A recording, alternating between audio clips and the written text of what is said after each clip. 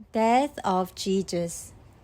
Near the cross of Jesus, there were his mother, his aunt, Mary the wife of Clopas, and Mary Magdalene.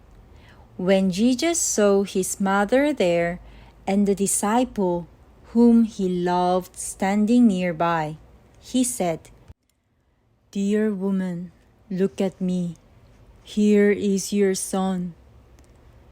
Dear my disciple, here is your mother." From that time on, this disciple took Jesus' mother into his home. At noon, the sun suddenly stopped shining and darkness came over the whole land. "It is noon. The weather is strange. It's like night. It is all dark. The whole land is in darkness." It was so dark until 3 in the afternoon. At that, Jesus cried out in a loud voice, "Eloi, Eloi, lama sabachthani? My God, why have you left me all alone? I'm thirsty."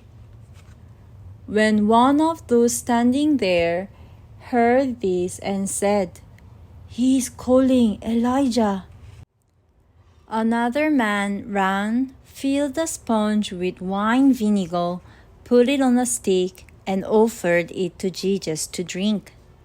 Then the people said bad words at him. "Hey you, leave him alone. Let's see if Elijah comes and saves." Jesus cried out again in a loud voice, "It is finished. Father, I give my spirit into your hands." Jesus bowed down his head and his spirit was gone, and he died. The soldiers came to Jesus and found that he was already dead. They did not break his legs. Instead, one of the soldiers pierced Jesus' side with a spear. Then blood and water flew out of him. At that moment, the curtain of the temple was torn in two from top to bottom.